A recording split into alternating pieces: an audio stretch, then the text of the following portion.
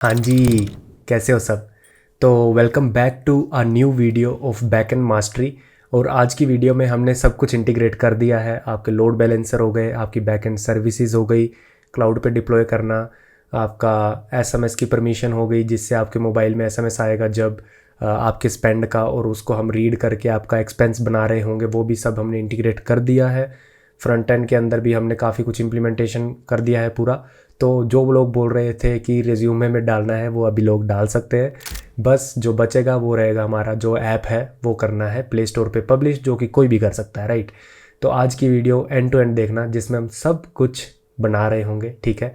मैं आपको एक्सप्लेन कर रहा हूँ क्योंकि फ्रंट एंड में मैंने छोटी मोटी चीज़ें CSS वगैरह ऐड की है और आई डोंट थिंक वो एक्सप्लेन करने लायक है, राइट।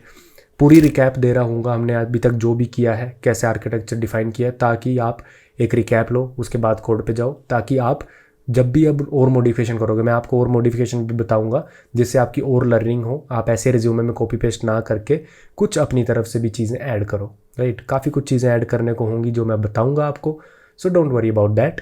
एंड रही बात कंप्लीशन की, तो ये प्रोजेक्ट न्यू ईयर के पहले कंप्लीट हो चुका है, येस। एंड इसके बाद काफ़ी इंटरेस्टिंग चीज़ें आएंगी। बस ट्विटर पे शेयर कर दो यार, ठीक है, लोगों तक पहुंचते हैं। और ठीक है, 20,000 सब्सक्राइबर होने वाले न्यू ईयर के पहले करवा दो तो अच्छा रहेगा। तो एक बार रिकैप ले लेते हैं कि हमने अभी तक क्या क्या किया है, ठीक है। हमने आर्किटेक्चर कैसे बनाया है, ठीक है। तो सबसे पहले ओके, स्क्रीन दिख रही है सबको। तो सबसे पहले हमारा एक फ़ोन है, ठीक है, फ़ोन है और हमारा क्लाउड है जिसमें हमारी सर्विसेज पड़ी हुई हैं, ठीक है। ये हमारा AWS क्लाउड है।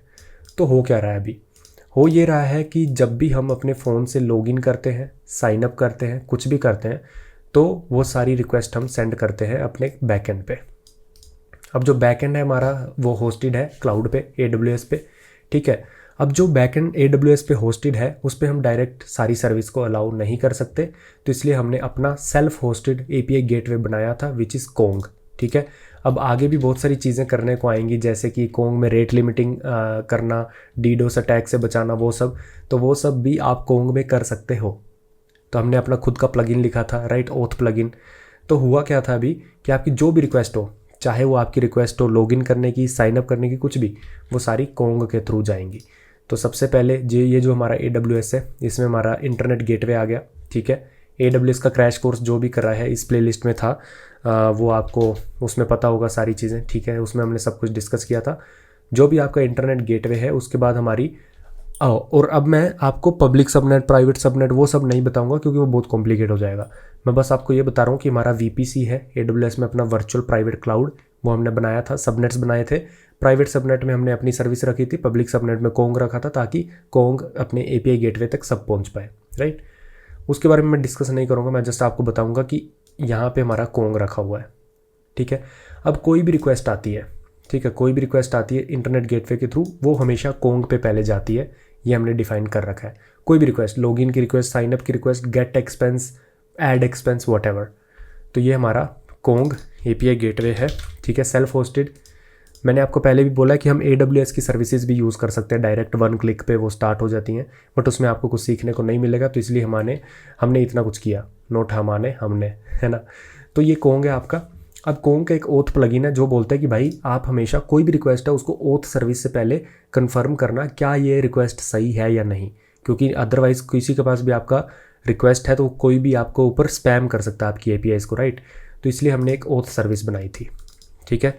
तो हमारे पास जी एक ओथ सर्विस भी है जो क्या करती है, जो यहाँ से रिक्वेस्ट लेती है, ठीक है।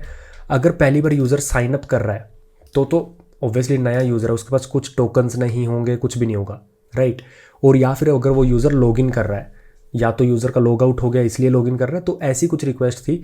उसमें कुछ रिक्वेस्ट थी जैसे साइन अप हो गया, लॉगिन हो गया, ठीक है, साइन अप हो गया, लॉगिन हो गया, ये सब रिक्वेस्ट हमने अलाउ कर दी थी विदाउट एनी टोकन वेरिफिकेशन।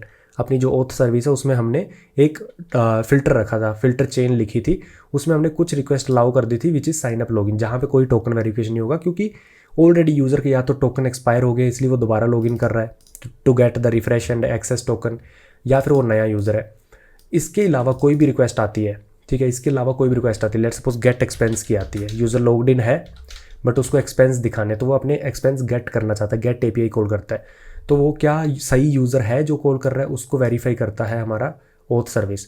तो कोई भी एपीआई होगी वो सबसे पहले आएगी कोंग तक, कोंग ओथ पे जाएगा, ओथ में वो क्या करेगा, इसमें जो भी एपीआई आएगी हर किसी में एक एक्सेस टोकन आता है, एक्सेस टोकन हम पास कर रहे हैं, ठीक है, एक्सेस टोकन। तो एक्सेस टोकन ऐसे मतलब आप हेडर में पास करते हो बेसिकली, ठीक है, ऐसा कुछ हेडर दिखता है, आपको याद होगा, अगर नहीं तो मैं आज दिखा भी दूंगा। ओथो AUTHORIZA ऑथराइजेशन, ऐसा कुछ हेडर दिखता है, उसके बाद टोकन होता है यहाँ पे। तो ये हेडर हम पास कर रहे हैं। अगर यूज़र ऑलरेडी लॉग्ड इन है और या फिर साइन अप कर रखा है यूज़र ने, तो ये टोकन उसकी लोकल स्टोरेज में ऐप के स्टोर होगा। तो ये टोकन से हमारा हमने एक एंड पॉइंट डिफाइन किया था पिंग करके। पिंग एंड पॉइंट पे क्या होता है, टोकन सीधा वेरीफाई हो जाता है कि भाई basically everything is working fine. तो ये क्या करता है, ओथ सर्विस कोई भी होता है यूज़र, उसका टोकन वेरीफाई करके हमें यूज़र आईडी रिटर्न करता है, ठीक है, प्योर यूज़र आईडी टेक्स्ट में, ठीक है। जो भी आपकी रिस्पॉन्स होती है बेसिकली, जो भी आपका रिस्पॉन्स होता है एपीआई का, उसके रिस्पॉन्स में सीधा यूज़र आईडी, जेसन नहीं, सीधा यूज़र आईडी टेक्स्ट रिटर्न करता है, ठीक है। जेसन भी रिटर्न कर सकते, इट्स अप टू यू। अब क्या होता है, अब वो बोलता है कि ठीक है भाई यूज़र आईडी मिल गया। अगर वो बंदा सही नहीं होता तो यहाँ से एरर मिलता, यूज़र आईडी नहीं। अब वो बोलेगा ठीक है यूज़र आईडी मिला, एरर नहीं मिला, तो अब मेरा जो कोंग के अंदर प्लगइन मैंने लिखा था, वो प्लगइन के अंदर ये डिफाइंड है कि भाई अगर यूज़र आईडी मिला तो उसको हेडर में पास करके गेट एक्सपेंस कर दो। तो अब क्या करेगा, जो भी रिक्वेस्ट आएगी वो सारी की सारी रीडायरेक्ट कर देगा गेट एक्सपेंस, और हेडर में वो एक्स यूज़र आईडी डाल देगा, ठीक है, जो भी यूज़र आईडी हमें कोंग से मिली। तो ऐसा रीडायरेक्शन था जिससे हम मेक श्योर कर रहे थे कि भाई कुछ भी मतलब अनऑथराइज्ड अनऑथेंटिकेटेड पर्सन एक्सेस ना कर पाए। और ऑथेंटिकेशन टेबल के अपने डीबी है, ठीक है, ऑथेंटिकेशन टेबल का अपना डीबी है, सबको पता है, उसको हम बोलते हैं ओथ सर्विस डीबी, ठीक है, ओथ सर्विस डीबी। तो ये डीबी है। इस डीबी में हमने क्या क्या स्टोर किया था, सबको पता है कि हमने यूज़र स्टोर किए थे, यूज़र की इन्फॉर्मेशन लाइक उसके रिफ्रेश टोकन, क्योंकि देखो हम दो तरह के टोकन जनरेट कर रहे थे, एक एक्सेस टोकन, एक refresh token. Access token is JWT token, जो कि स्टेटलेस है, जिसको स्टोर नहीं करना होता, वो सिर्फ आपकी इस ऐप में स्टोर होता है लोकल स्टोरेज में। बट जो रिफ्रेश टोकन है, क्योंकि आपका एक्सेस टोकन की वैलिडिटी छोटी होती है, तो रिफ्रेश टोकन यूज़ होते हैं एक्सेस टोकन को रिफ्रेश करने के लिए, ठीक है, ताकि यूज़र को बार बार लॉगिन ना करना पड़े, एक आधा महीना उसका बिना लॉगिन करे भी चल जाए जब तक रिफ्रेश टोकन एक्सपायर नहीं होता। तो ओथ सर्विस जो अपना डीबी है, इसमें हमने सब कुछ स्टोर किया था, टोकन वगैरह जो भी है, और फिर हमने एक काफका, अपना खुद का काफका होस्ट किया था, ठीक है। और ये जो ओथ सर्विस डीबी है, ये अपना खुद का सेल्फ मैनेज्ड MySQL है, उसके अंदर हमने टेबल बनाया था, ठीक है। और हमारा खुद का काफका था, और खुद का काफका को ज़ूकीपर चाहिए, खुद का हमने सेल्फ मैनेज्ड वो बनाया था, ठीक है, ज़ूकीपर।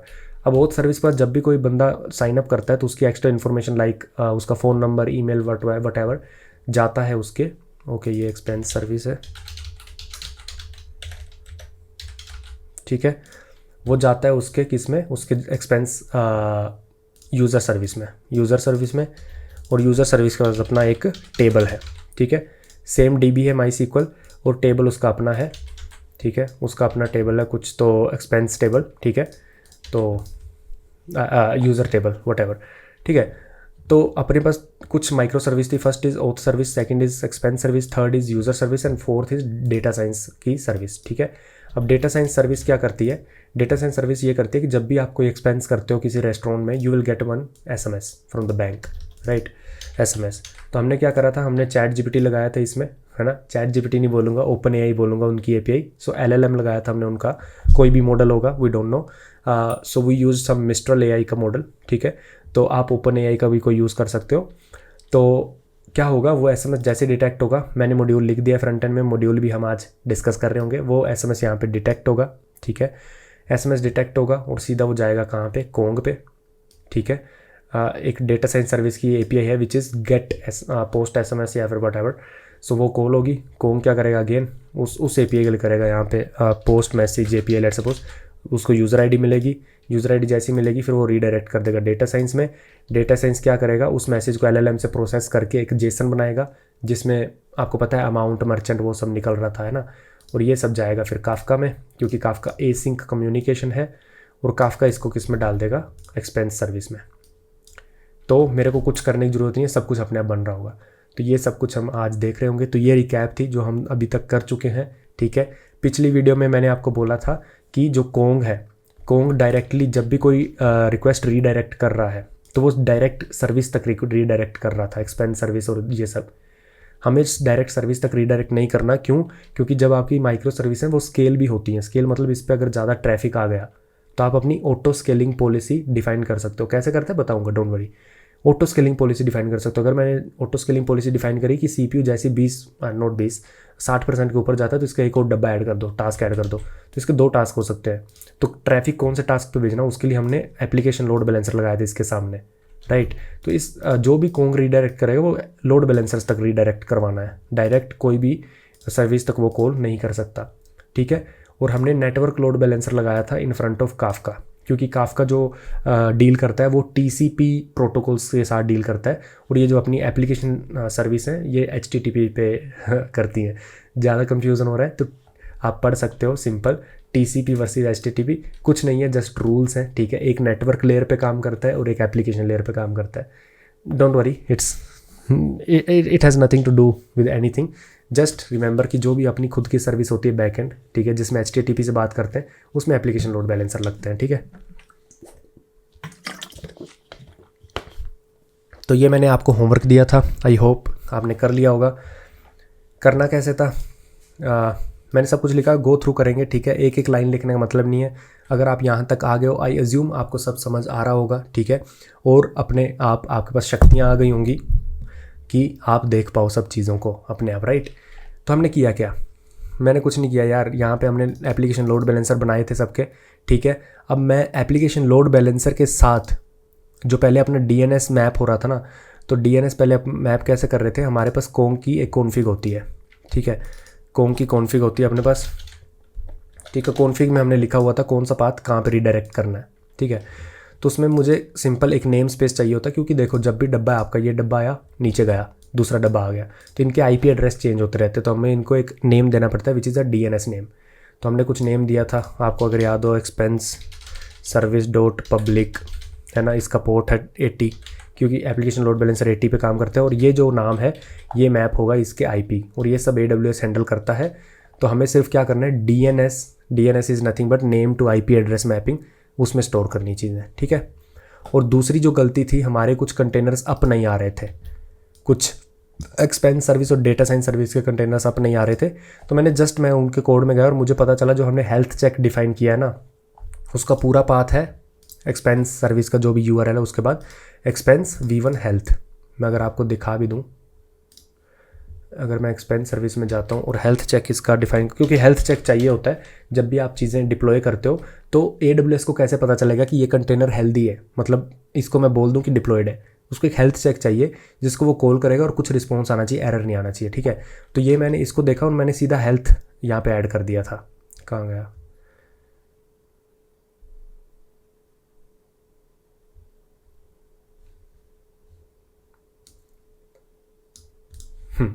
तो मैंने यहाँ पे सीधा हेल्थ ऐड कर दिया था। बट अगर मैं ऊपर जाके देखूँ तो इसका पूरा जो एंड पॉइंट है वो है एक्सपेंस V1 हेल्थ, ठीक है। तो वो मैंने चेंज कर दिया है, तो इसलिए वो कंटेनर्स उसके अपने आ रहे थे, क्योंकि हेल्थ चेक फेल हो रहा था। बाकी डेटा साइंस का तो नॉर्मल हेल्थ चेक हमने डिफाइन किया था। बस यहाँ पे मेन जो चीज़ आपको देखनी है वो ये है कि ये बस दैट इज़ इट, ठीक है। अब आपने क्या किया, आपने राउट 53 is nothing but DNS service AWS की, वहाँ पे आपने क्या डाला, private hosted zone. Private hosted zone में जाऊँ तो मैंने इसके ऊपर डिफाइन कर दिया पब्लिक। तो बेसिकली कोई भी नाम आप दे सकते हो zone name, public, private, Lovepreet, Singh dev hub, और या फिर राहुल, या फिर कुछ भी, ठीक है, सुमित, जो भी है। जोन का नाम देना है जो कि आपकी सर्विस डॉट, उसके बाद जो भी लगेगा, तो मेरा सर्विस डॉट पब्लिक, ठीक है। It has nothing to do with public private, कुछ भी, जस्ट नाम है। तो ये मैंने एक नॉर्मल सा एक वो बना दिया नेम स्पेस जो मैं यूज़ कर रहा हूँ, और उसके बाद ओथ सर्विस ALB। अब मेरे को कोंग में क्या यूज़ करना है, oath service ALB dot public 80 port, user service ALB dot public 80 port, expense service ALB, ठीक है, DS सर्विस ALB, ओके। तो ये इतना सा चेंज था, ठीक है। तो अब कोंग जो है वो ALB के साथ, एप्लीकेशन लोड बैलेंसर के साथ बात कर सकता है, डायरेक्ट सर्विस के साथ बात नहीं कर सकता, ठीक है। तो ये एक चेंज था, ओके। एक ये चेंज हो गया, एक वो चेंज हो गया, और मैं आपको बता देता हूँ क्या चेंज किया है हमने, ठीक है जी। हेल्थ चेक ऐड किए हैं, ओके। और दो थोड़े चेंज किए मैंने। देखो जब भी आप कुछ डिप्लॉय करते हो तो ओके, सबसे पहले डिप्लॉय करते हैं, डिप्लॉयमेंट स्टार्ट करते हैं। तो डिप्लॉयमेंट स्टार्ट करनी कैसे, सबको पता ही होगा कि आप अपने टर्मिनल में जाते हो और AWS अगर आपने कॉन्फ़िगर नहीं किया तो AWS कॉन्फ़िगर कर लेते हो। अपनी एक्सेस की एंड एक्सेस सीक्रेट की जो भी आपने बनाई थी, ठीक है, वो आप दे देते हो, जिससे आपका AWS जो भी आपका AWS अकाउंट है उसके साथ आपका सीधा ये बात कर पाएगा कोड आपका, ठीक है। और उसके बाद CD के कॉन्टेक्स्ट, क्योंकि मैं नई चीज़ें डिप्लॉय कर रहा हूँ तो ये कॉन्टेक्स्ट पुरानी डिप्लॉयमेंट का हो सकता है, तो ये पुरानी चीज़ें यूज़ करेगा, तो मैं इसको डिलीट कर देता हूँ, ठीक है। अब आ जाते हैं, ये मैंने ऑलरेडी डिप्लॉय कर रखा है। दिस इज़ नथिंग बट अपने पास 3 स्टैक थी, सबको पता है। पहली stack is just for infrastructure, जहाँ पे सिर्फ सबनेट्स डिप्लॉय हो रहे हैं, दैट्स इट। दूसरी स्टैक मेन है, जहाँ पे अपनी self managed Kafka and MySQL deploy हो रहा है। तीसरी स्टैक में हमारी सर्विस डिप्लॉय हो रही है, ठीक है। तो सबसे पहले इसको डिप्लॉय करते हैं, और जब तक ये डिप्लॉय होता है मैं आपको कुछ और बताता हूँ चीज़ें, ठीक है।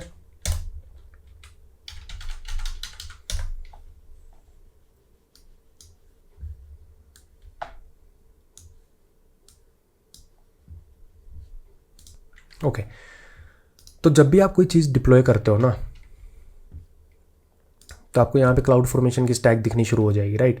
और जब भी आप कोई चीज़ डिप्लॉय करते हो, आप उसके ECS क्लस्टर में जाओ, और कोई चीज़ एरर दे रही है ना, उसके एरर लॉग्स हमने डिफाइन कर ही रखे हैं, सबके लॉग्स, राइट।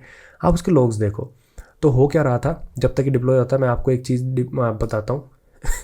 तो मेरी ना काफका अप नहीं आ रही थी, ठीक है। ये मेरा जो काफका ना बीच में डाउन जा रहा था कभी कभी। तो मैंने फिर इंटरनेट पे सर्च किया, यार ऐसा क्यों हो रहा है। तो उन्होंने जस्ट बोला, उन्होंने मेरे को कुछ पैरामीटर्स दिए that I have set. So basically one environment variable that I am giving to Kafka now is Kafka auto create topics enabled, ठीक है, जो कि ट्रू मैंने कर दिया है। Number of partition everything I did 1 only, क्योंकि 3 पार्टीशन पे एक आधी पार्टीशन अगर फेल हो जाती है तो उससे दिक्कत हो रही थी मेरे को, ठीक है। एक मैंने ये चेंज कर दिया है, और ये 2 चीज़ मैंने ऐड की हैं कि रेप्लिकेशन फैक्टर, अगर आपको एरर आ रहा है इनवैलिड रेप्लिकेशन फैक्टर काफका में, तो आप ये ऐड कर देना। तो आई वुड से सब कुछ डिस्क्रिप्शन में मिल जाएगा, कोड वगैरह A to Z जो भी आज आप डिस्कस करोगे सब कुछ अपडेटेड आपको डिस्क्रिप्शन में मिल जाएगा, don't worry about that. But what I am only saying is कि ये सारे मेरे को इंटरनेट से देखना पड़ा, ठीक है, क्योंकि काफका फेल हो रहा था, तो हो सकता है आपको भी देखना पड़े, डोंट वरी अबाउट दैट, देखना पड़ेगा। बस लोग से आप रेफरेंस लेना और अपने आप करना, अच्छा लगेगा, ठीक है। तो इसके डिज़ायर्ड काउंट जो मेरे को टास्क अप करने हैं ज़ूकीपर और काफका, उसको भी मैंने 1 कर दिया है, ठीक है। डिज़ायर्ड काउंट MySQL का तो 1 ही था, ज़ूकीपर का भी 1 कर दिया एंड काफका का भी 1 कर दिया मैंने, ठीक है जी। तो इसको डिप्लॉय होने देते हैं तब तक।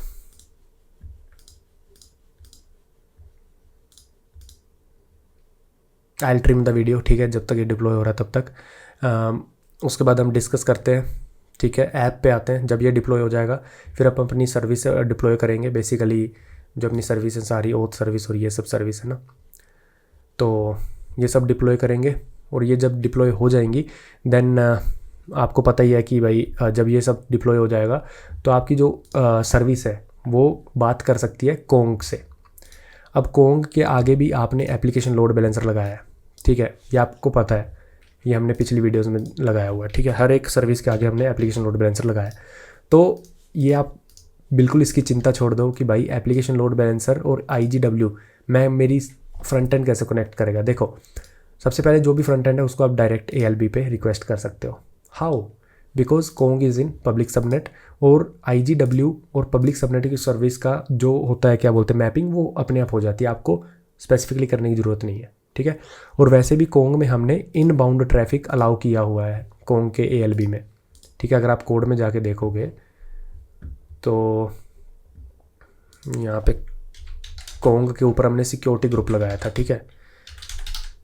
जब भी आप किसी सर्विस के ऊपर अंदर बाहर वाला ट्रैफिक कंट्रोल करना चाहते हो तो आपको सिक्योरिटी ग्रुप लगाना पड़ता है, दैट इज़ देयर। कोंग वाला सिक्योरिटी ग्रुप चलते हैं, कोंग सिक्योरिटी ग्रुप। तो allow outbound traffic is true, ठीक है। एंड कोंग क्योंकि पब्लिक सबनेट में उस पर ट्रैफिक आ सकता है, ठीक है। तो ये सब हमने ऑलरेडी डिस्कस किया हुआ है, ठीक है जी। तो इसको डिप्लॉय होने देते हैं, फिर अपन अपनी तीसरी स्टैक डिप्लॉय कर देते हैं which is this one. But मैं आपको अगेन बताता हूँ, ये दूसरी स्टैक जो आप अभी डिप्लॉय कर रहे हैं that is a MySQL stack, ठीक है। अब MySQL में क्या होता है वो भी मैं आपको थोड़ा सा एक्सप्लेन कर देता हूँ। देखो MySQL में एक चीज़ होती है, वो है कि आप MySQL में डेटाबेस बनाओगे। बेसिकली अब जो भी अपनी सर्विस हैं सब MySQL में टेबल्स तो एक्सेस कर रही हैं, राइट। जो मैंने अभी आपको बताया, ओथ सर्विस MySQL में ओथ सर्विस टेबल एक्सेस कर रही है, यूज़र सर्विस MySQL में यूज़र सर्विस टेबल एक्सेस कर रही है। अपने को कैसे पता? अपने को सब पता है क्योंकि अपन ने डिफ़ाइन किया ये। आप कोई भी जो आपकी माइक्रो सर्विसेज है, आप उसकी एप्लीकेशन प्रॉपर्टीज़ में जाओगे तो आपने टेबल्स बता रखे हैं उसको कि मुझे कौन सा टेबल चाहिए MySQL में, ठीक है। होस्ट और पोर्ट तो आप डिप्लॉयमेंट के टाइम ही बता रहे हो कि कौन से MySQL के साथ आपको कनेक्ट करना है, ठीक है। यहाँ पे आपका MySQL होस्ट और पोर्ट होगा, बट आप उसके साथ टेबल भी बता रहे हो, जैसे MySQL DB एक्सपेंस सर्विस, वैसे ही यूज़र का यूज़र सर्विस एंड ओथ का ओथ सर्विस टेबल, ठीक है। तो अभी जब मैं इस चीज़ को डिप्लॉय कर रहा हूँ ना, तो MySQL डिप्लॉय हो जाएगा, ठीक है। मेरे को क्या करना पड़ेगा, मेरे को उस MySQL का जो डब्बा ऊपर आया है उसके अंदर जाके ये सारे DB बनाने पड़ेंगे। आप बोलोगे तो ये तो बहुत मैनुअल काम है। देखो, जब आपका MySQL अप आ जाता है ना, तो आपको DB नहीं बनाने की ज़रूरत, ऑटो क्रिएट हो जाते हैं। आप एप्लीकेशन प्रॉपर्टीज़ में हाइबरनेट से सेट कर सकते हो auto creation, but the thing is कि आपको परमिशन देनी पड़ेगी। देखो, MySQL रिस्ट्रिक्ट करता है अपने टेबल्स की परमिशन। तो अपन जो कुछ सर्विस में अपन यूज़र यूज़ करते हैं, ऑब्वियसली किसी भी टेबल को एक्सेस करना आप एक यूज़र यूज़ करते हो। कुछ केस में अपन रूट यूज़र कर रहे हैं यूज़, ठीक है। यहाँ पे नहीं होगा, यहाँ पे देखो MySQL यूज़र रूट, कुछ जगह पे अपन रूट यूज़र कर रहे हैं, ठीक है। और अगर आपका रूट यूज़र यूज़ नहीं होता तो बाय डिफ़ॉल्ट यूज़र यूज़ होता है इज़ यूज़र, उसका नाम यूज़र होता है, ठीक है। तो आपको क्या करना पड़ेगा, आपको टेबल अगर खुद से नहीं बनाना चाहते इट्स ओके, बट आपको परमिशन देनी पड़ेगी। तो इसलिए मैं क्या करता हूँ, जब भी आपको क्योंकि MySQL is a one time deployment, आपकी कंपनी, आपकी ऑर्गेनाइजेशन MySQL काफ़ी एक टाइम डिप्लॉय करेगी, चलता रहेगा। उसमें टेबल्स बनाना, परमिशन देना, आपको किस किस को यूज़र को परमिशन देनी है is in your hands, right.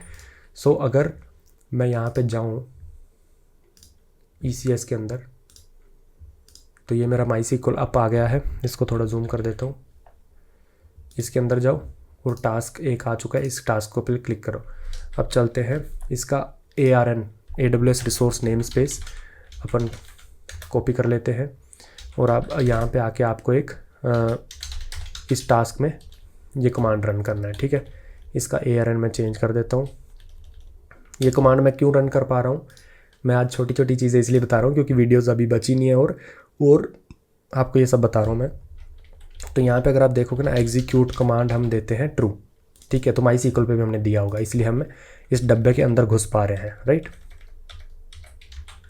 तो इसका AWS रिसोर्स नेम स्पेस मैंने कर दिया है पेस्ट, ओके। अब ये मेरा जो टास्क है किस क्लस्टर के अंदर है, तो ये AWS क्लस्टर सर्विस और ये वाला क्लस्टर है मेरा, ठीक है। उसके अंदर टास्क है, तो ये वाला क्लस्टर मैं कॉपी कर लेता हूँ।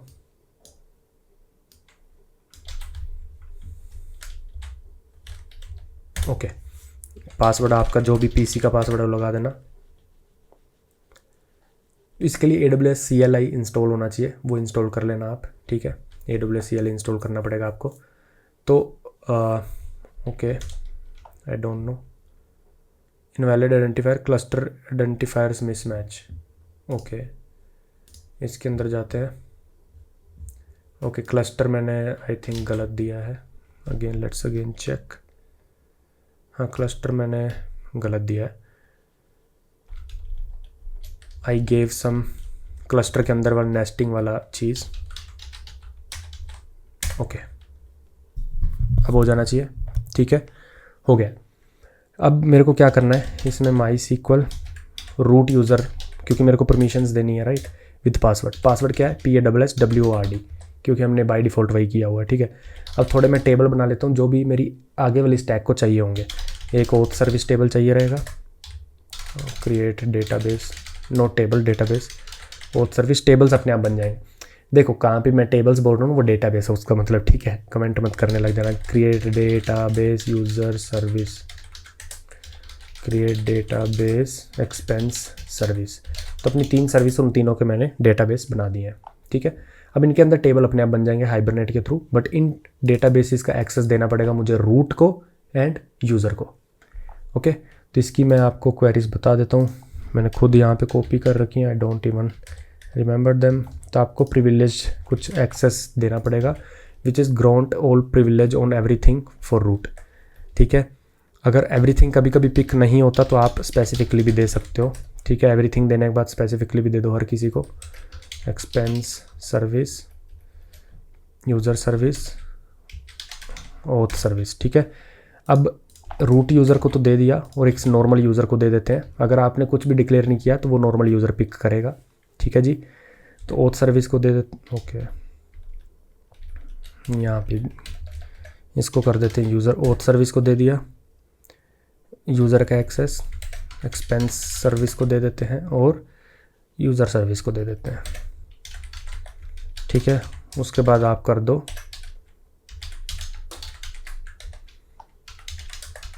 प्रिविलेज को रिफ्रेश एंड दैट्स इट। अब आपके जो सर्विस अप आएंगी, जो आपकी बैकएंड सर्विस, उनको ऑलरेडी डेटाबेसेस मिल जाएंगे और उनके डेटाबेसेस जो माईसीक्वल होस्ट यूज़ कर रहे हैं, यूज़र यूज़ कर रहे हैं, सॉरी, अगर आपको बताऊँ माईसीक्वल यूज़र, ओके, ये जो मेरा है ऑथ सर्विस का यूज़र यूज़ कर रहा है, ठीक है। और कुछ लोग रूट भी यूज़ कर सकते हैं, ओके, रूट कोई भी नहीं यूज़ कर रहा, दैट्स फाइन। तो सारे मेरा यूज़र यूज़ कर रहे हैं। आप इस पर कुछ भी दे सकते हो, जो भी आप दोगे। यहाँ पे लवप्रीत, तो आपने जो अभी ग्रांट की है ना परमिशंस, ग्रांट टू यूज़र, वहाँ पे लवप्रीत लिखोगे, right. So that is there, but okay. अब आपकी सारी सर्विसेज जो यूज़र यूज़ कर रही हैं उसको उन टेबल्स, उन डेटाबेस का एक्सेस है। Now you can deploy your services, ठीक है। सो this is the process guys. और जब आप ये डिप्लॉय करते हो, मैं आपको दोबारा आज बता रहा हूँ, अगर आपको किसी भी डोकर चीज़ का एक्सेस का एरर आता है तो आपको क्या करना है, इधर आ जाओ, ठीक है। ये भी मैंने दे रखा है। तो सबसे पहले ये रन करो, जिससे आप परमिशन दे दोगे अपने पीसी को कि भाई डोकर की कॉन्फ़िग फाइल की परमिशन है तेरे पास। Now the second thing that you have to do is to paste this, and यहाँ पे पेस्ट करने वक्त आपको ये चेंज कर लेना है, 060 जो भी लिखा हुआ है इसको अपने अकाउंट पे सेट कर लेना है। यहाँ पे जाओगे और आपको यहाँ पे अपना अकाउंट नंबर मिल जाएगा, ठीक है। इसको कॉपी कर लेना और यहाँ पे पेस्ट करके तो ये डाल देना। तो इससे क्या होगा कि आपके क्रेडेंशियल स्टोर में ये आपका ऑथेंटिकेशन रजिस्टर हो जाएगा, फिर डोकर एरर नहीं देगा, ओके। तो ये सब आपको मैं बता रहा हूँ, बट फिगर आउट आप खुद भी कर सकते हो। अब देखो, अब मैंने सर्विस डिप्लॉय कर दी है, अब इसका हम वेट करते हैं। बट मेरे को क्या चाहिए, अब मेरे को सिर्फ एक चीज़ चाहिए, क्योंकि मेरी सर्विस को कनेक्ट होना है कोंग के साथ। तो मेरे को कनेक्ट करना है ALB, कोंग ALB का एंड पॉइंट का मेरे को बस वो चाहिए, जिससे मैं रिक्वेस्ट मार सकूँ। मेरे को उसका URL चाहिए, दैट्स इट। अब मेरे को वो फ्रंट एंड में यूज़ कर लेना है and we are good to go, ठीक है। तो मीनवाइल मैं आपको डिस्क्रिप्शन में सब कुछ दे दूँगा, ठीक है। लाइक जो भी कोंग की कॉन्फ़िग आप यूज़ करोगे, राइट। तो कोंग में चलते हैं, तो ये सब डिस्क्रिप्शन में होगा। इसकी कॉन्फ़िग में चलते हैं, कोंग YAML। तो ये देखो, ये मैंने कॉन्फ़िग इसकी, ये जो कि आपका होमवर्क था, ये मैंने कॉन्फ़िग इसकी अपडेट कर दी है। अब यहाँ पे देखो, मैंने दिया है एक्सपेंस सर्विस ALB, ठीक है। उसके ऊपर प्लगइन लगा दिया है अपना ऑथ प्लगइन, ठीक है। एंड फिर डेटा साइंस का भी मैंने ऐड कर दिया है विद DS सर्विस ALB, ठीक है। ALB अब लिया है, डायरेक्ट सर्विस एक्सेस नहीं दिया, with common custom auth plugin यहाँ पे भी लगा दिया है। एंड ऑथ सर्विस पे कोई कस्टम प्लगइन नहीं लगना चाहिए, क्योंकि ऑथ सर्विस तो यार वो तो खुद प्लगइन है एक, है ना, वो तो खुद प्लगइन के लिए बना है, ठीक है। तो ये कोंग का था, इतना ही चेंज था यार कोंग में, ठीक है। और डेटा साइंस में मैंने थोड़ा सा चेंज किया है, वो आई थिंक बताने की ज़रूरत नहीं है, आपको पता चल ही जाएगा, बट मैं फिर भी बता देता हूँ। तो बेसिकली डेटा साइंस में कुछ नहीं है। तो बेसिकली जब आप क्या कर रहे थे, डेटा साइंस में आप एक चीज़ कर रहे थे कि आप LLM से एक चीज़ करवा रहे थे, पार्स, राइट। आपको जो भी मैसेज आता है वो पहले कोंग तक जाएगा। कोंग आपको देखेगा कि भाई वो बंदा वो है, क्या बोलते हैं, ऑथेंटिकेटेड है, येस, तो वो यूज़र ID हेडर में दे देगा। तो डेटा साइंस में हम हेडर को यूज़ नहीं कर रहे थे, जिसका कारण क्या होगा कि आप जब अपना एक्सपेंस बनाओगे, so basically when you will make expense, you will make amount, merchant, category, right, you will put. So मैं आपको बता देता हूँ। तो यहाँ से मैसेज आया, कोंग पे गए, कोंग से यूज़र ID मिली, आपने उस यूज़र ID को डेटा साइंस सर्विस में पास किया। बट हमारे एक पुराने कोड में हम उस यूज़र ID को यूज़ नहीं कर रहे थे, जिसके कारण क्या होगा कि आप जब डेटा साइंस सर्विस से काफका में डालोगे और काफका से आप एक्सपेंस सर्विस में एक्सपेंस क्रिएट करोगे, तो उसको यूज़र ID नहीं मिलेगी। तो किसके लिए एक्सपेंस वो क्रिएट करेगा, राइट। तो उसके लिए मैंने क्या किया है, नॉर्मल सी चेंज है, बट जस्ट जो भी कोंग हेडर में X यूज़र ID देगा वो हम यहाँ से पिक कर लेंगे, और जो भी हम पहले कंस्ट्रक्ट करके काफका में डाल रहे थे उसमें हम यूज़र ID ऐड कर देंगे, दैट्स इट। प्रोड्यूसर में यूज़र ID ऐड कर दी, दैट्स इट, ठीक है। उधर एक्सपेंस सर्विस में ऑलरेडी सब कुछ एडिड है यार, उसमें प्रॉब्लम नहीं है। एक्सपेंस सर्विस में अगर आप जाओगे तो इसका एक्सपेंस कंज्यूमर में डी सीरियलाइज हम जहाँ पे कर रहे थे, क्योंकि आपको पता होगा जिन्होंने इतनी वीडियोस देखी हैं कि काफका में हमने प्रोड्यूसर और कंज्यूमर में अपना सीरियलाइज़र एंड डी सीरियलाइज़र खुद के लिखे थे। उसमें आपको पता होगा कि यहाँ पे एक्सपेंस डीटीओ में हम ऑलरेडी अमाउंट, यूज़र आईडी ये वाले एक्सपेक्ट कर रहे हैं, राइट। तो एक्सपेंस सर्विस में कोई चेंज नहीं होगा, ओनली डीएस सर्विस में वो एक हेडर पास करना है, दैट्स इट, ठीक है। तब ये डिप्लॉय हो जाती है। तो फ्रंट एंड पे चलते हैं। फ्रंट एंड में आपको CSS और ये सब एक्सप्लेन नहीं करूँगा, जस्ट आपको फंक्शनैलिटी एक्सप्लेन करूँगा जो कि है एक्चुअल APIs वाली फंक्शनैलिटी, एंड आपका यूज़र को SMS कैसे पढ़ रहा है वो, राइट, वो।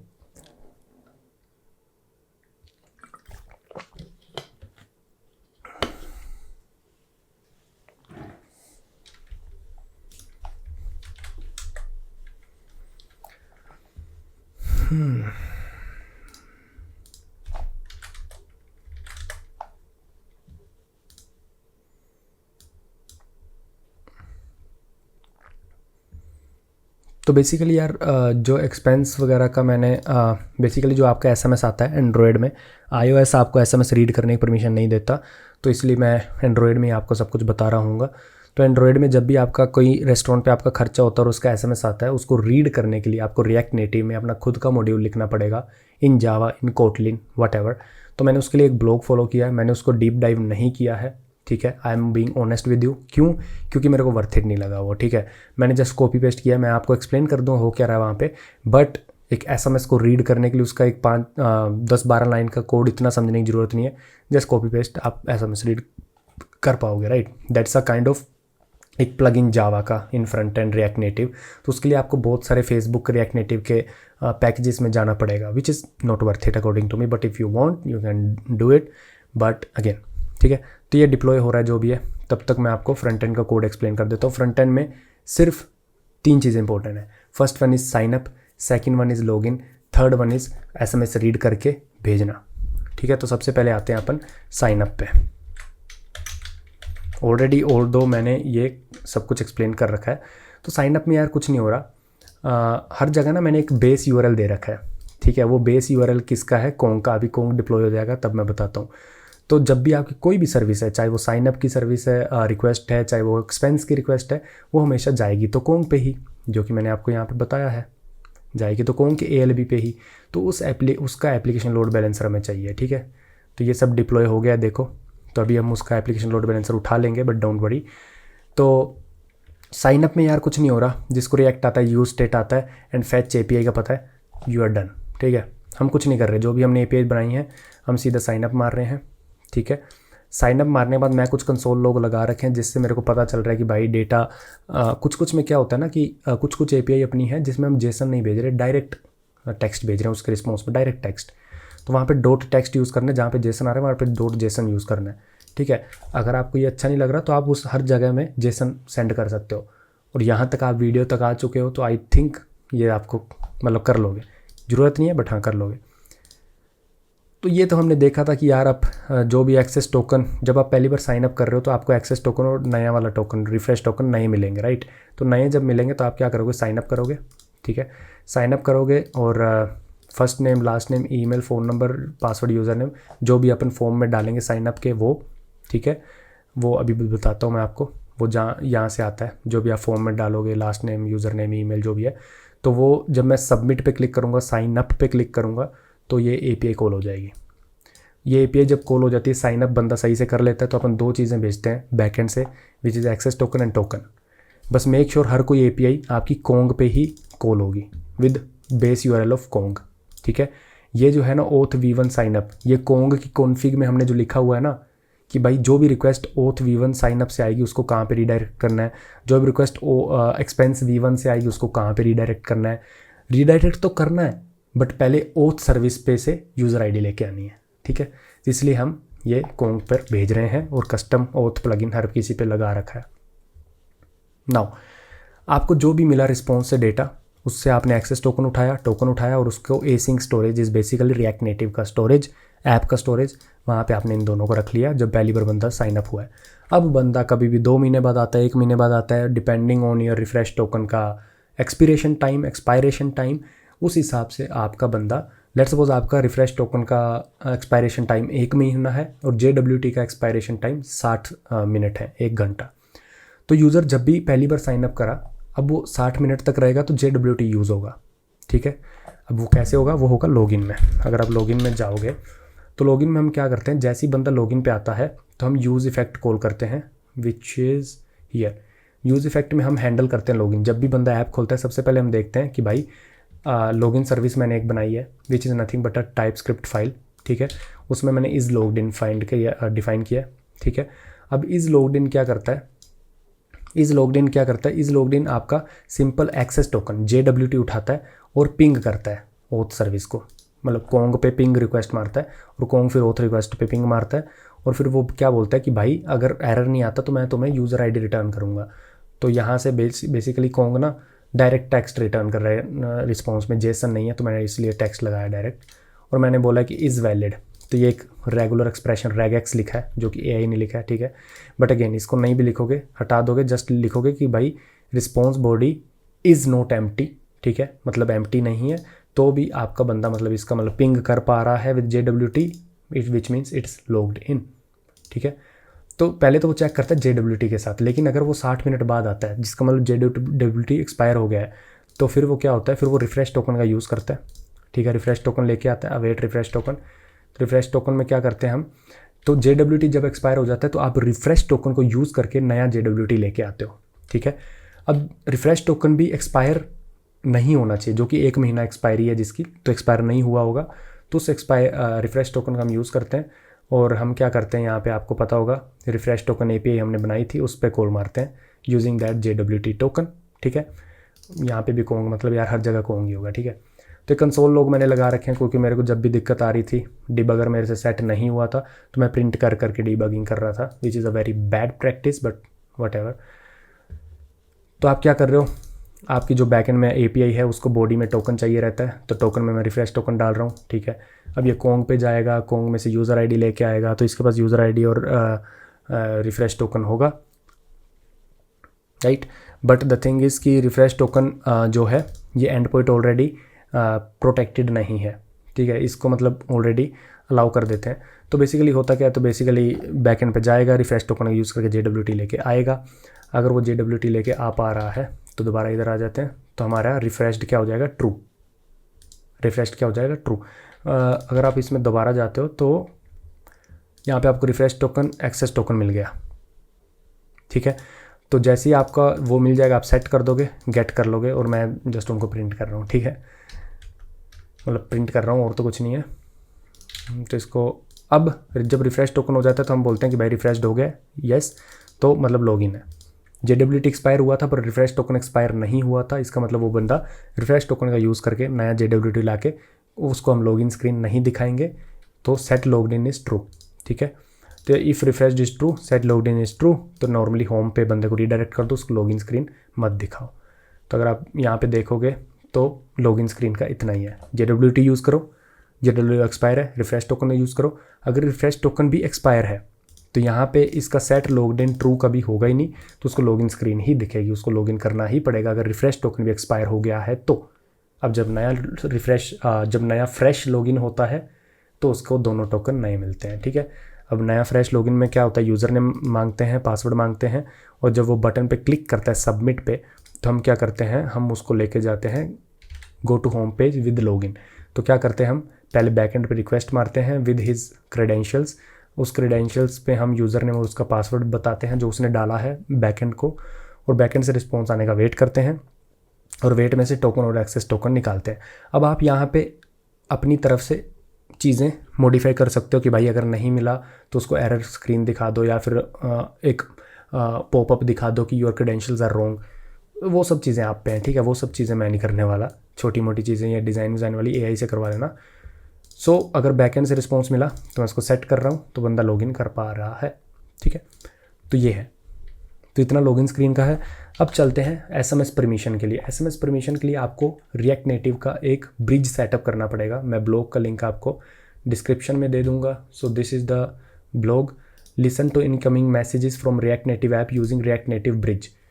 बहुत कॉम्प्लेक्स लग रहा है, कुछ भी कॉम्प्लेक्स नहीं है। बेसिकली आप कर क्या रहे हो, आप एक एंड्रॉयड का प्लगइन लिख रहे हो जो कि जाके एसएमएस लेके आ रहा है। ठीक है, कर क्या रहे हैं अपन, मैं आपको बता देता हूँ। आप यहाँ पे जाओगे, ठीक है, आप जब जाओगे ना यहाँ पे ऐप के अंदर SRC मेन जावा, और इसके अंदर जाओगे, आपके पास ना मेन एप्लीकेशन .kt होगा। ठीक है, अभी आपको एरर दिख सकते हैं क्योंकि मेरे पास कोटलिन है ना, जो ये बेसिकली कोटलिन में लिखे हुए हैं। Kotlin is nothing but Java का अच्छा वर्जन। तो कोटलिन में जावा भी लिख सकते हो, जावा में कोटलिन भी लिख सकते हो, इन द सेंस कि दोनों बैकवर्ड एंड फॉरवर्ड कंपैटिबल होते हैं। सो इसको इग्नोर करो।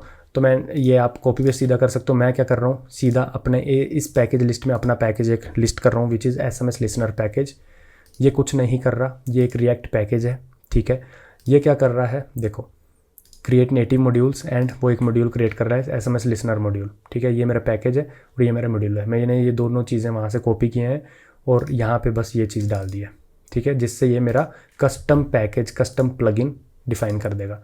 अब मेन चीज़ यहाँ पे हो रही है, देखो, ये सब मैंने दोनों जावा में लिखे हैं और इन दोनों जावा को मैं देखो कोटलिन में यूज़ कर रहा हूँ, राइट। तो ये आप कर सकते हो। तो यहाँ पे मैंने कुछ नहीं लिखा, रिएक्ट कॉन्टेक्स्ट बेस्ड जावा मॉड्यूल करके आप पैकेज है, इसके अंदर जाके यार देख सकते हो आप बहुत सारी चीज़ें।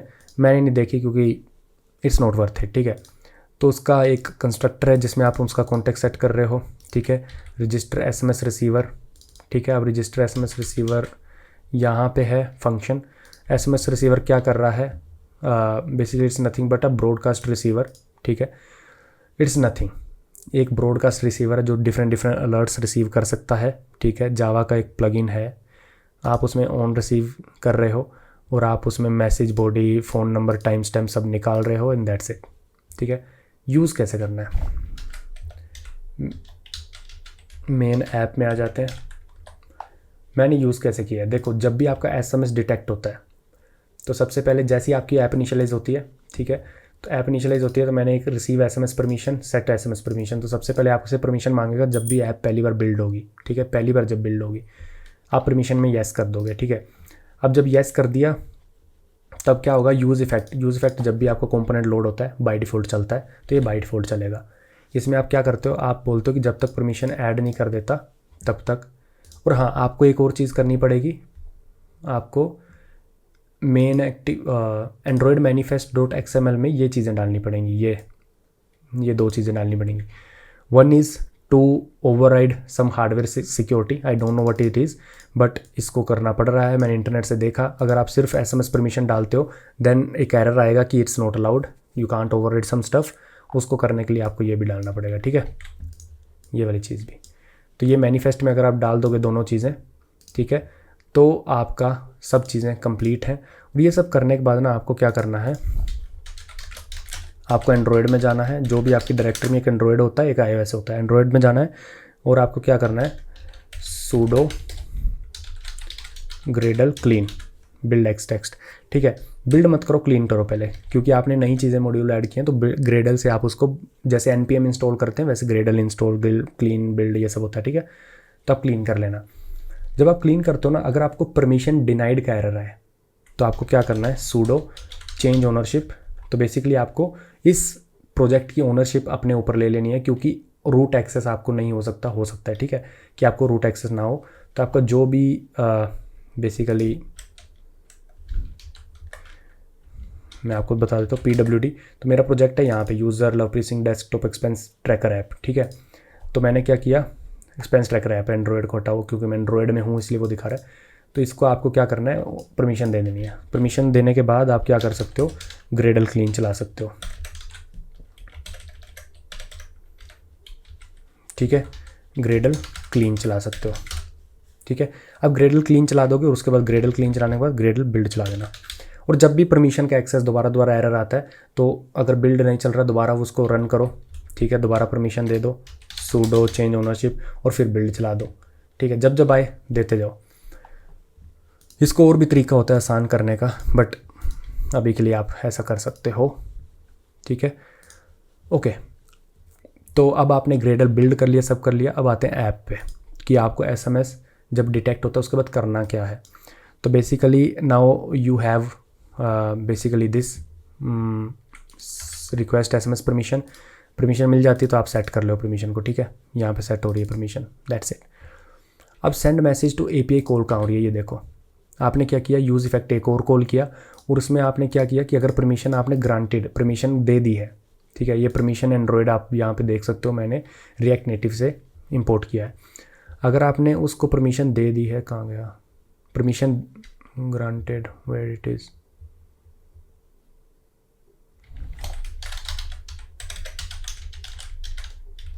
हाँ ये रहा परमिशन ग्रांटेड। तो आप क्या कर रहे हो, आप एक सब्सक्राइबर बेसिकली एक इवेंट एमिटर के अंदर एक इवेंट लिसनर डाल रहे हो which is on SMS received, और ये आपको सेम ही नाम डालना पड़ेगा क्योंकि ये जो आपने मॉड्यूल डाला है ना अभी SMS ब्रॉडकास्ट रिसीवर का, उसके अंदर ये वाला जब भी डिटेक्ट होगा तो वो मैसेज उठाएगा, ठीक है, मैसेज को मैसेज बॉडी के अंदर डाल देगा एंड फिर ये API कॉल कर देगा जो कि मैंने सेम ऐप में डाली है, ठीक है। ये API है आपकी DS सर्विस की, ये देखो DS मैसेज सर्विस है, ठीक है, उसमें आप सीधा मैसेज डाल रहे हो, ठीक है। ये API आपने बनाई हुई है अपनी DS सर्विस में, जाके चेक कर लेना, ये आप डाल रहे हो and that's it.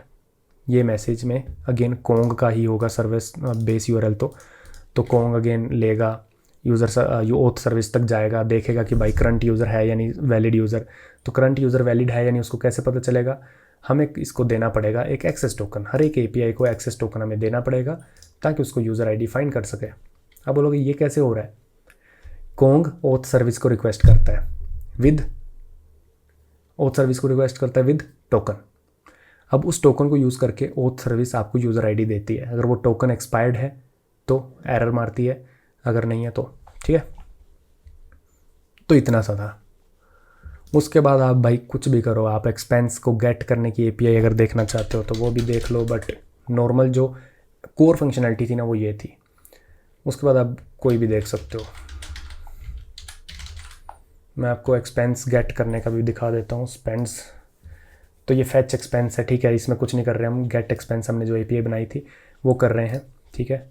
Authorisation token हर जगह देना पड़ता है, यूज़र ID देने की ज़रूरत नहीं है, वो अपने आप कोंग अपने ओथ सर्विस से ले आएगा, ठीक है। मैं बार बार ये पता नहीं क्यों बता रहा हूँ क्योंकि मुझे लग रहा है कि आप कंफ्यूज ना हो जाओ। कोंग यूज़र ID हर एक API के लिए ओथ सर्विस ले आएगा, ओथ सर्विस को चाहिए हर एक API के अंदर एक्सेस टोकन, हेडर के अंदर ऑथराइजेशन के अंदर बैरियर एक्सेस टोकन जो भी होता है ये वाला हर एक API में, ठीक है।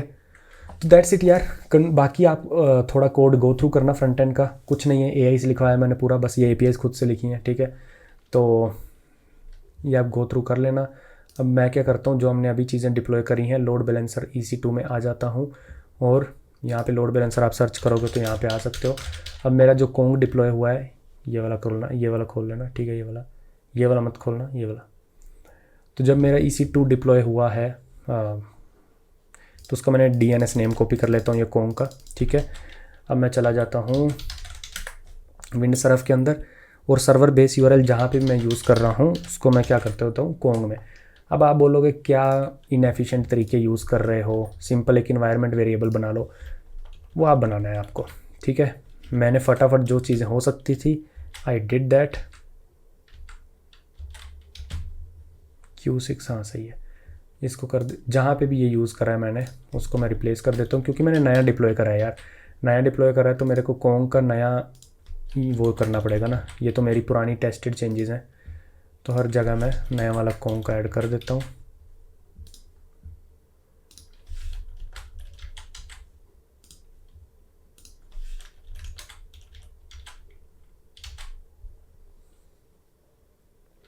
ठीक है, तो हर जगह कर दिया है, ओके। अब टर्मिनल में आ जाते हैं और ऐप को चलाते हैं। sudo npx react native run android terminal is ZSHRC, enter.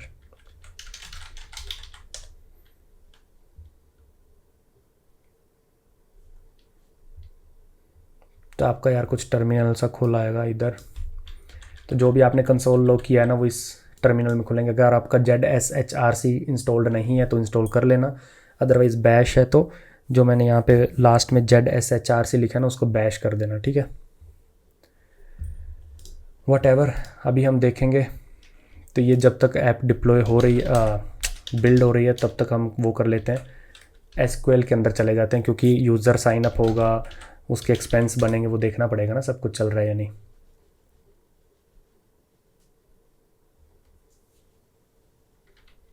अरे यार ये गलत वाला है।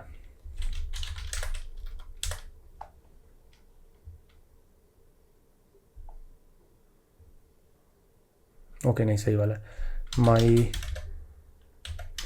सीख, चलो बाद में देखते हैं, पहले ये ऐप चल गई है।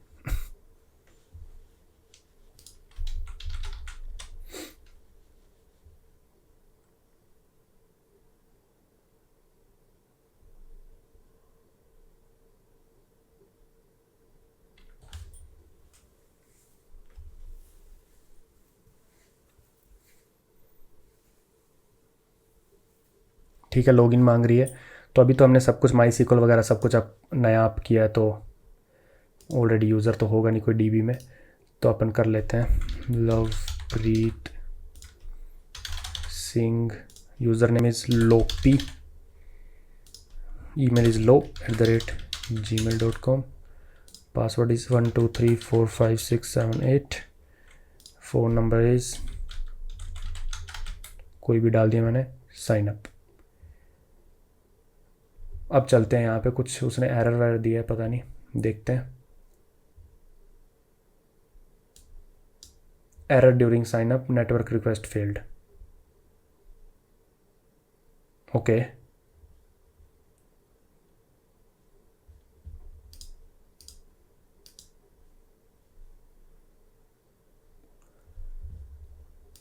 अच्छा फेल हुई है, तो देखते हैं क्यों हुई है।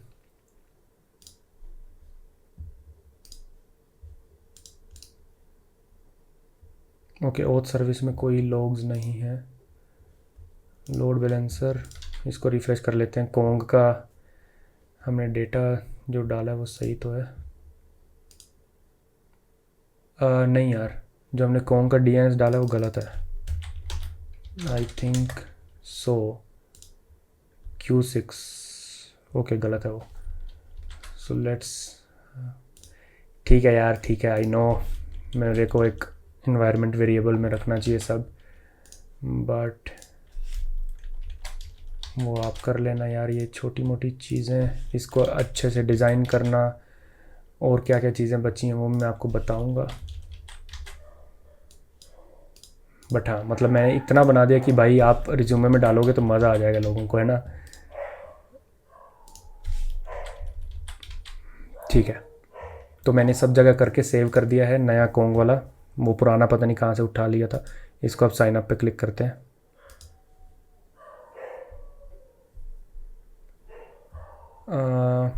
ओके लॉगिन वॉगिन सब आ गया, हाँ लॉगिन हो गया, ठीक है। ये जेसन पार्स को हटाओ, ये जो भी एरर। तो यार अभी आपको कोई एक्सपेंस दिख नहीं रहा, ठीक है, तो क्योंकि अभी हमने कुछ किया भी तो नहीं है। अब करते हैं माई सीक्वल, जो आपने यूज़र लॉगिन किया पहले उसको चेक कर लेते हैं कि भाई यूज़र पहुंच गया है ना सब जगह। तो सबसे पहले क्या होगा, यूज़र साइन अप करेगा, कोंग में जाएगा। वो कोंग क्या करेगा, क्योंकि साइन अप प्रोटेक्टेड नहीं है तो वो सीधा ओथ सर्विस में जाके साइन अप कर देगा। तो अब करते हैं अपन ओथ सर्विस यूज़। पहले सिलेक्ट, इसमें टेबल्स मैं आपको दिखा देता हूँ, show tables auth service database के अंदर, roles tokens user, select everything from users. तो ये यूज़र अपना बन गया लोपी, पासवर्ड इनक्रिप्टेड के साथ, यूज़र आईडी ये वाली है, ठीक है। अब चलते हैं यूज़र सर्विस, यहाँ पे भी अपन शो कर देते हैं tables, select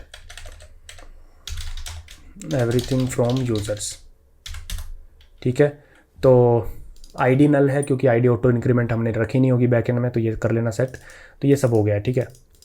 last name, profile picture है ही नहीं तो कैसे, तो ये सब हो गया राइट। तो अब आपका साइनअप और ये लॉगिन चल रहा है। तो अब मैं अगर इस एप्लीकेशन को काट दूँ, अगर इसको मैं किल कर दूँ एप्लीकेशन को, let's suppose I am killing this application, now I have killed this application, तो एक्सेस टोकन और रिफ्रेश टोकन उसका एप्लीकेशन के स्टोरेज में होना चाहिए, क्योंकि मैं इसका क्लियर डेटा क्लियर कैश नहीं कराऊँ तो अब लॉगिन मेरे को नहीं दिखना चाहिए, ठीक है, सीधा लॉगिन हो जाना चाहिए। मैं आपको लॉग्स भी दिखाऊंगा अपने टर्मिनल में जो आएंगे। देखो लॉगिन दिखा और तुरंत लॉगिन हो गया, लॉगिन दिखा तुरंत लॉगिन हो गया। देखो ये मैंने दोबारा जब ऐप किल करके चलाया उसके बाद क्या हुआ, रन हुआ, inside login is my login के अंदर गया, टोकन मेरे को मिल गया, ठीक है। इज़ लॉग्ड इन मेथड मैंने आपको अभी दिखाया था, वो कॉल हुआ और वहाँ से हमें ट्रू मिल गया और हमने कुछ भी नहीं किया, हमने सीधा उसको होम पेज पे भेज दिया। तो अब हम उसको लॉगिन पूछ ही नहीं रहे, राइट। अब यहाँ पे ऐप्स क्या करती हैं, वो अपना लोडिंग लगा देती हैं जब तक ये हो रहा होता है। When we are checking is logged in they will show you loading, right. So it's a front end stuff you can do, but yeah. तो अब आपको ये पता चल गया, साइन अप किया, आपके टोकन स्टोर हो गए। अब आप जब भी आओगे सीधा लॉग्ड इन होगा, ठीक है। अगर आप लॉग्ड इन नहीं होगा तो वो रिफ्रेश टोकन यूज़ करेगा जब आपका JWT एक्सपायर हो जाएगा, जो कि 1 घंटे बाद होगा। अब मैं क्या करता हूँ, अब मैं आपको पहले ये दिखा देता हूँ कि एक्सपेंस इस यूज़र के कुछ नहीं है। देखो यूज़ करते हैं एक्सपेंस सर्विस का डेटाबेस और शो करते हैं टेबल्स, कुछ नहीं है। Select star from expense, empty है, ठीक है। अब मैं क्या करता हूँ, सिमुलेट करता हूँ, क्योंकि ये मेरा ये एमुलेटर है। तो बेसिकली एमुलेटर में रन कैसे कर रहा हूँ ये भी मैं आपको बता देता हूँ। एंड्रॉयड स्टूडियो मेरा चल रहा है, एंड्रॉयड स्टूडियो, ठीक है। एंड्रॉयड स्टूडियो आपको डाउनलोड करना पड़ेगा, उसके अंदर एमुलेटर आप चला सकते हो। अगर आप एमुलेटर चलाओगे उसके बाद आप करोगे ये npx एंड रन एंड्रॉयड, तभी वो चलेगा, अदरवाइज वो एमुलेटर डिटेक्ट ही नहीं करेगा, ठीक है। तो मैं इस एमुलेटर में थोड़ा सिमुलेट करता हूँ। यहाँ पर करता हूँ spent 200 rupees in third wave coffee. अब ये मैसेज मैं डाल रहा हूँ, ये मैसेज मेरी ऐप में आएगा। ऐप बस ये है, ऐप चल रही है, इसको मैसेज आएगा, ठीक है। अभी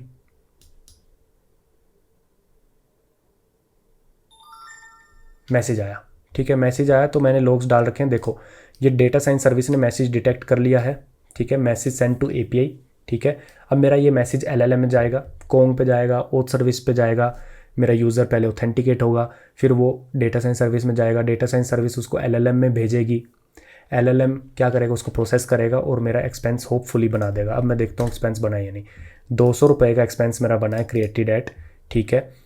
करेंसी इज़ रुपीज़, ठीक है। Third wave coffee is the merchant. अब मैं अगर मेरी ऐप को किल करूँ, किल करने से पहले एक और एक्सपेंस बनाते हैं। You have spent 100 USD eight open AI subscription. Let suppose ये मैं करता हूँ सेंड मैसेज, एक और मैसेज आया। अब चलते हैं इधर। तो अब आपका USD करेंसी है, ठीक है, $100 ओपन AI, ठीक है। अब इसको मैं किल करता हूँ ऐप को, क्योंकि देखो आप बंदे फ्रंट एंड वाले हो तो आप कर लेना। अब मेरा जैसे ये मैसेज बैकएंड में जाके स्टोर हो रहा है, गेट एक्सपेंस API कॉल होती रहनी चाहिए, राइट। जैसी मैसेज आया गेट एक्सपेंस API भी कॉल कर दो with 1 second delay, let suppose. अभी मैंने वो किया नहीं है, तो मैं जब नई ऐप खोलूँगा तो गेट एक्सपेंस API कॉल होगी, विच इज़ फाइन, है ना, मतलब वो आप कर लेना।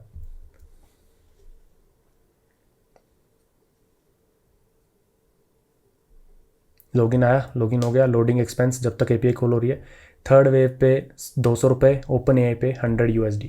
पूरा SMS से लेके आए हैं हम डेटा LLM के थ्रू, और उसके बाद यहाँ पे पूरा क्लाउड से डेटा आ रहा है आपकी ऐप में, सब कुछ वर्क कर रहा है परफेक्टली। तो आई होप आज की वीडियो में आपको काफ़ी कुछ सीखने को मिला होगा, ठीक है। सारा कोड A to Z कौन की कॉन्फ़िग हो गई, जो भी हो गया मैं डिस्क्रिप्शन में दे दूँगा। और एक और चीज़, आप मुझे पता है कि आपको पता होगा कि जब आप यहाँ पे डाल रहे हो तो आपको यहाँ पे की देनी पड़ती है। Data science service open AI की API की यूज़ कर रही है, तो ओपन AI की API की आप यहाँ पे मिस्ट्रल से ले लेना, ठीक है। तो आई होप आपको ये पता होगा। तो everything is working now this बार। अब आपको क्या करना है, पहले बात कर लेते हैं इस चीज़ की, ये जो दिख रहा है आपको। अब आपको एक्सपेंस सर्विस में सब कुछ है, मैंने सब कुछ बना के दे दिया आपको। अब आपको अपनी क्रिएटिविटी यूज़ करनी है।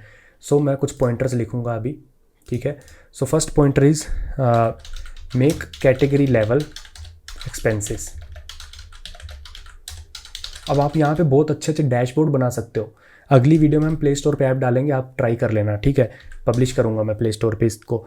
But what I am saying is कि इसको आप बहुत अच्छा बना सकते हो। एक्सपेंस सर्विस जो आपकी है उसमें यूज़र के category level, month level expense बना सकते हो। मतलब आप लिटरली इसके डैशबोर्ड बना सकते हो, राइट। और ये जो आपकी स्पेंडिंग है, रिस्क है, स्पेंडिंग इज़ एट रिस्क और नॉट, ठीक है, ऑल गोइंग वेल, है ना, ये सब आप डिफाइन कर सकते हो। करना क्या है, ये डेटा आ रहा है गेट एक्सपेंस एपीआई से, एक नया एपीआई डिफाइन करना है। गेट इनसाइट्स, वहाँ पे यूज़र आईडी तो ऑलरेडी ओथ सर्विस से पास हो जाती है, यूज़र आईडी की चिंता ही नहीं है, तो यहाँ पे आपको वो चीज़ें कर सकते हो। ठीक है, अब बहुत सारी चीज़ें आप यहाँ पे कर सकते हो। ठीक है, तो इस चीज़ को अच्छा दिखाना कैसे है वो आप पे है। नई एपीआईज बनाओ, डैशबोर्ड बनाओ, मस्त मस्त चीज़ें बनाओ, प्रोफाइल सेक्शन बनाओ, you have user service, you have user data, you have all that stuff set up, now you just have to write code। API बनानी है, और मेक श्योर जब भी आप कोई नई API बनाओ उसका पाथ जहाँ से भी स्टार्ट हो रहा है वो कोंग की कॉन्फ़िग में ऐड होना चाहिए, राइट। वो कोंग की कॉन्फ़िग में ऐड होना चाहिए। मैं कोंग की कॉन्फ़िग खोलता हूँ तो मेक श्योर आपका कोई नया पाथ बनाते हो। अभी तो हमारे सारे path let suppose for expense service starts with expense V1। अगर आप कुछ नया बनाते हो तो मेक श्योर आप कोंग में ऐड कर देना, क्योंकि जो आपकी कन्वर्जेशन है वो क्लाउड पे कोंग के थ्रू हो रही है, तो उसका पाथ तभी मैच होगा अगर आप यहाँ पे डालोगे। ठीक है, तो ये मेक श्योर कर लेना। तो फ्रंट एंड से तो आप बहुत कुछ कर सकते हो। बैक एंड से क्या कर सकते हो? बैक एंड से हमारे 2025 में कुछ एक अनाउंसमेंट मैं करूँगा, सिस्टम डिज़ाइन की भी कुछ चीज़ें लाएंगे।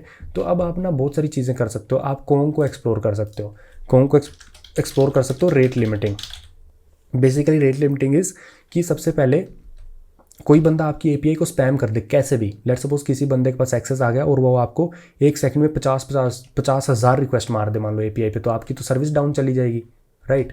तो वो कैसे करोगे? रेट लिमिटिंग प्लगइन कैसे लिखना है? जैसे हमने अपना कस्टम ओथ प्लगइन लिखा था वैसे आप रेट लिमिटिंग प्लगइन भी लिख सकते हो डीडोस अटैक बचाने के लिए। ये भी एक चीज़ है। फिर आप जब क्या करते हो, आप जब भी कोंग को कॉल कर रहे हो, ठीक है, तो आप ये प्लगइन लिख सकते हो। सेकंड थिंग इज़ कि आप जब भी एक सर्विस से दूसरी सर्विस कॉल करते हो, अभी तो हम नहीं कर रहे, लेट सपोज आपकी यूज़र सर्विस जो आपका यूज़र है वो एक्सपेंस सर्विस को कॉल करती है। आपका जो यूज़र सर्विस का बैकएंड का कोड है उसमें एक फंक्शन है जो एक्सपेंस सर्विस के को कॉल करता है। कैसे कॉल करेगा? एक्सपेंस सर्विस को कॉल कैसे करेगा? सब के सब प्राइवेट नेट सबनेट में है, सब आपस में कॉल कर सकते हैं। ठीक है, नेम स्पेस आपको पता ही है, एक्सपेंस ALB.public 80 whatever। तो जब एक्सपेंस सर्विस को वो कॉल करेगा ना, लेट सपोज किसी यूज़र की एक प्रोफाइल खुलती है, यहाँ पे क्लिक करने पे प्रोफाइल खुलती है और प्रोफाइल में आता है कि हाउ मच ही स्पेंडिंग, और वो जो how much he spending is directly calling from user service. Let suppose वो ऐप कॉल नहीं, यूज़र सर्विस कॉल कर रही है। तो आप ये जो कॉल करते हो ना एक सर्विस से दूसरी सर्विस, इसमें आप एक चीज़ लगा सकते हो which is circuit breaker.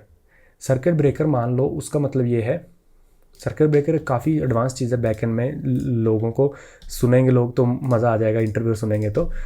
Circuit breaker is nothing but let suppose मेरे को फेल फास्ट करना है, तो सॉफ्टवेयर इंजीनियर जब कोई चीज़ बनाते हैं ना तो उनका पहला मोटिव रहता है कि अगर कोई लेट सपोज ये एक्सपेंस सर्विस डाउन चली जाती है या फिर इसकी हर एक एपीआई 2-2 सेकंड ले रही है, तो क्या मैं यूज़र सर्विस, जो मेरी यूज़र सर्विस डेटा दिखा रही है ऐप पे, क्या मैं उसको 2 सेकंड तक लोडिंग दिखाते रहूँगा? नहीं ना। इससे अच्छा मैं उसका जो वो एक्सपेंस वाला सेक्शन वो दिखाऊंगा ही नहीं, राइट। तो मुझे फेल फास्ट करना चाहिए। तो सर्किट ब्रेकर जब आप लगाते हो, आप क्या कर सकते हो, आप ना यूज़र सर्विस में डिफाइन कर सकते हो कि भाई इसको बोलते हैं डाउन स्ट्रीम। यूज़र सर्विस अपनी डाउन स्ट्रीम एक्सपेंस सर्विस की वो कॉल कर रही है, तो डाउन स्ट्रीम के लिए आप टाइम आउट्स डिफाइन कर सकते हो। लेट्स सपोज हर एक डाउन स्ट्रीम का टाइम आउट आप 500 ms सेट करते हो, तो 500 मिली सेकेंड के ऊपर जो भी एपीआई ले रही है ये क्या करेगा, ये फटाफट बोलेगा कि भाई आई एम डन। तो आप क्या करोगे, जब भी user service expense service call करोगे आप वहाँ पे क्या लगा दोगे, आप वहाँ पे लगा दोगे ट्राई कैच। ट्राई कैच में आप यहाँ से एक्सेप्शन थ्रो कर दोगे, और फ्रंट एंड में जब भी यूज़र सर्विस एक्सेप्शन देगी तो आप जो यहाँ पे प्रोफाइल के अंदर उसकी स्पेंडिंग दिखा रहे थे लेट सपोज, अब वो आप दिखाओगे नहीं। This is how you use circuit breaker in back and. ठीक है, तो एक तो हो गया आप ये कर सकते हो। फ्रंट एंड तो आप इसका बहुत अच्छा कर सकते हो, एक सर्किट ब्रेकर हो गया, सर्किट ब्रेकर लगा सकते हो। अब और क्या चीज़ है, और ये है कि जब आप यहाँ पे जाओगे ECS, मैंने हर एक चीज़ के लिए स्कोप रखा है, ठीक है, सीखने के लिए, एक्सपेरिमेंट करने के लिए। मत बोलना कि इसमें और क्या ऐड करें, आइडिया नहीं आ रहे। हर एक एंगल से मैं आपको बता रहा हूँ। सर्विसेज में आते हैं, हर किसी का एक एक डब्बा चल रहा है, एक एक डब्बा चल रहा है। अगर मैं जाऊँ ओथ सर्विस में तो मैं इसकी मॉनिटरिंग देख सकता हूँ। यहाँ पे CPU यूटिलाइजेशन अगर मैं देखूँ एक सेकंड में, तो CPU देखो जब जब मैंने रिक्वेस्ट मारी है तो मैक्सिमम CPU 44% यूज़ और ये सब, और इसकी मैं मेमोरी भी देख सकता हूँ, ठीक है, 50% मेमोरी और व्हाटएवर। तो अब मैं क्या कर सकता हूँ, मैं स्केल आउट अलार्म लगा सकता हूँ। देखो कल को लेट सपोज हाई ट्रैफिक आता है, आपकी ऐप पे, तो ये CPU एकदम बढ़ जाएगा। और CPU जब लेट सपोज 100% के ऊपर चला जाता है तो आपकी जो API 500 ms लेती थी लेट सपोज, अब वो 1-1 सेकंड लेने लग गई, तो आपकी तो ऐप ही बहुत स्लो हो जाएगी। तो आपको एक और डब्बा ऐड करना चाहिए। लोड बैलेंसर क्यों लगाए हैं हमने लोड बैलेंसर क्यों लगाए हैं भाई, राइट? हमने लोड बैलेंसर क्यों लगाए हैं अगर हम एक और डब्बा सपोर्ट ही नहीं कर पा रहे तो ये कैसे करते हैं, इसको हम बोलते हैं ASG, ऑटो स्केलिंग ग्रुप्स। ठीक है, ऑटो स्केलिंग आपको क्या लगानी है, आप उस पर अलार्म सेट कर सकते हो। तो आपको एक्सप्लोर करना है AWS में जाके, बहुत इंटरेस्टिंग चीज़ है। OAuth सर्विस में जाओ, ठीक है, अपडेट सर्विस में जाओ, कोई भी सर्विस का अगर डब्बा चला जाए, आपको टास्क बढ़ाने हैं, आप मैनुअली यहाँ से बढ़ा सकते हो। मैनुअली तो आप AWS में सब कुछ कर सकते हो, बट मैनुअली चीज़ें करी नहीं जाती ना। तो यहाँ पे अगर आप जाओगे सर्विस ऑटो स्केलिंग में, तो ये बोलेगा यूज़ ऑटो स्केलिंग। तब आप यहाँ पे यूज़ तो कर लोगे, स्केलिंग पॉलिसी पे क्लिक करो, पॉलिसी का नाम मैट्रिक्स यहाँ पे आप डिफाइन कर सकते हो, मैनुअली आके हर एक सर्विस के अंदर लगा सकते हो। या फिर मैं ऐसा बोलूँ, जब आप डिप्लॉय कर रहे हो वहाँ पे भी ऑटो स्केलिंग ग्रुप्स दे सकते हो ना, कि भाई ये सर्विस कब कब स्केल करे। तो स्केल भी 2 तरह का होता है, scale out, scale in. Scale out क्या होता है कि लेट सपोज आपका CPU, आपने स्केल आउट अलार्म लगाया 80%, तो 80% के ऊपर जैसे ही जाता है, अगर आपने स्केल आउट अलार्म लगाया CPU के एवरेज पे 5 मिनट्स विंडो, तो 5 मिनट में जब भी 80% के ऊपर एवरेज CPU जाएगा, आपका एक डब्बा ऐड हो जाएगा उस सर्विस का। अब जब मैंने लेट सपोज ऐसे किया 5 डब्बे ऐड हो गए, अब स्केल इन भी तो करना पड़ेगा ना। मान लो रात को ट्रैफिक कम हो जाते हैं मेरी ऐप पे, तो क्या करूँगा, स्केल इन कैसे करूँगा? तो मैं बोलूँगा CPU जब मेरा 30% के नीचे होता है तो स्केल इन कर दो, तो मैं डब्बे कम कर दूंगा। तो ये सब कॉन्फ़िगरेबल होता है, 5 मिनट की विंडो, 2 मिनट की विंडो, कैसे कैसे ये सब, ठीक है। और आप कैसे, कौन सा स्टेप चाहिए आपको स्केल आउट में, +2 डब्बे करने हैं, +1 डब्बा करना है, एक चल रहा था 2 करने हैं, एक चल रहा था 3 करने हैं, तो ये सब आप कर सकते हो। तो आप ये सब चीज़ें एक्सप्लोर कर सकते हो। So next video will be on publishing this app to the app store, जहाँ पे लोग ट्राई कर पाएँ। बट ट्विटर पे जरूर शेयर करना कि भाई बैकएंड मास्टरी हमारा कंप्लीट हो चुका है, एक वीडियो बची है थोड़ी बहुत। और यार इस सीरीज़ में बहुत कुछ सीखने को मिला, राइट। हमने काफ़ी बैड डिसीजन लिए, like using our own VPC, using our own virtual machine, जो चीज़ें काम नहीं करी, राइट। काफ़ी एरर आई जिसको आपने सोल्व किया, मैंने सोल्व किया, और आप कभी लोग कर भी रहे होंगे। तो it was a part of game. I hope बहुत कुछ सीखने को मिला होगा। मिलते हैं अगली वीडियो में, और 2025 में अच्छी अच्छी अनाउंसमेंट आ रही हैं। तब तक के लिए बाय बाय।